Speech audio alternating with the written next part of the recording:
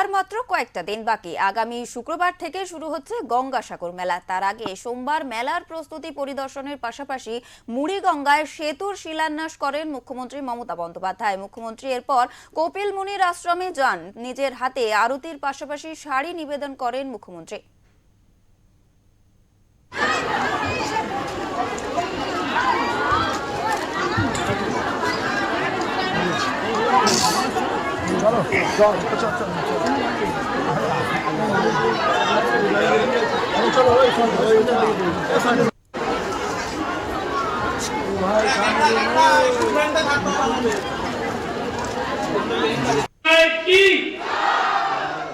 আস্তে আস্তে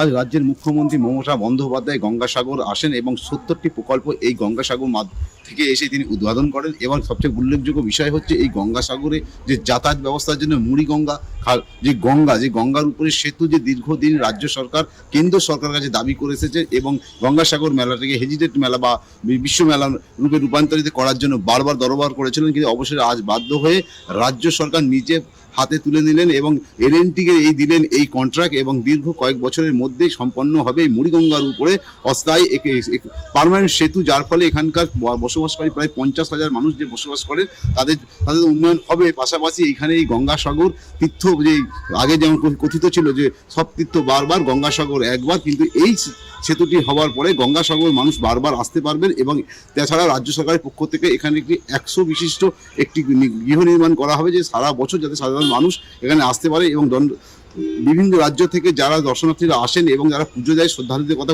মাথায় রেখে তিনি এখানে করেন। কিন্তু এই প্রসঙ্গে করতে করতে তিনি এসআইআর নিয়ে হঠাৎ তিনি বলতে শুরু করেন যে বাংলাকে বিভিন্ন প্রকল্প থেকে বঞ্চিত করেছেন। যেমন তারই পাশাপাশি তিনি বলেন যে ভালো সেবাশ্রমে যে সন্ত এবং মহাপ্রভু আছে এসআইআরের চক্রান্ত করে তাদেরও বলতে নাম কেটে দিয়েছেন। শুধু তাই নয়, এবং তারা সেখানে প্রকাশ্যে আরও বলেন যে এই দিদি বলে যে প্রয়োজন হলে মানুষের স্বার্থে তিনি আগামী দিন নিজে মানুষের হয়ে আইনের লড়াই লড়বেন এবং প্রয়োজন হলে তিনি কোর্টে দাঁড়িয়ে মানুষের জন্য লড়াই করবেন।